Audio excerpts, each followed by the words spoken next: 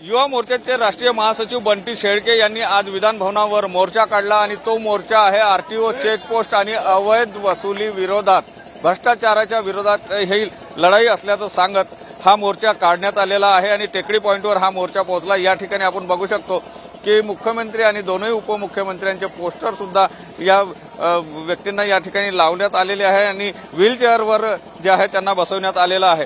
नेमका या मोर्चाच्या मागचा उद्देश काय आहे हे जाणून घेण्याचा प्रयत्न करूया। बंटी शेळके आपल्यासोबत आहे। काय नेमका उद्देश होता? एका प्रकारे जर बघितलं नागपूर शहराला 14,993 दिव्यांगांचे 2400 कोटी खाणारे जर कोणी लोक असेल ते देवेंद्र फडणवीस आहे। हे देवेंद्र फडणवीस आणि भारतीय जनता पक्ष आणि ही सरकार जी आहे या सरकारने हा पैसा काढलाय। म्हणून हे लोक दिव्यांग म्हणून आज मंत्रिमंडळामध्ये चालले। हे लोक येते कशासाठी मंत्रिमंडळ येते? पार्ट्या करायला येते का? अवैध वसुलीच्या पद्धतीने चेकपोस्टवरती चालू आहे।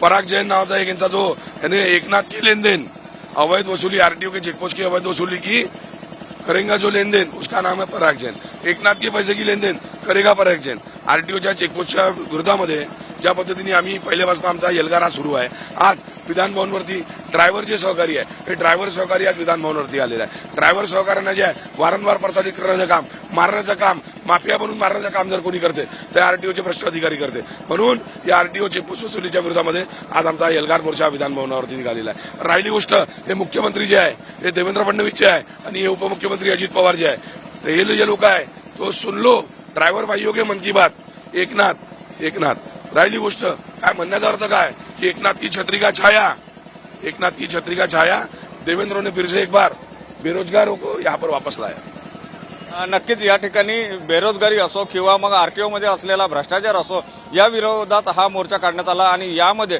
मोठ्या प्रमाणात ट्रक ड्रायव्हर सुद्धा सहभागी झाले आहे। कॅमेरामन गणेश मोरेसह सुनील ढगे, TV9 मराठी, नागपूर।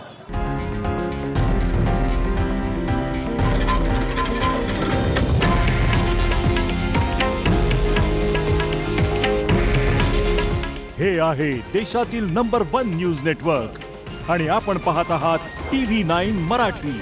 काळजी तुमची, हित महाराष्ट्राचं।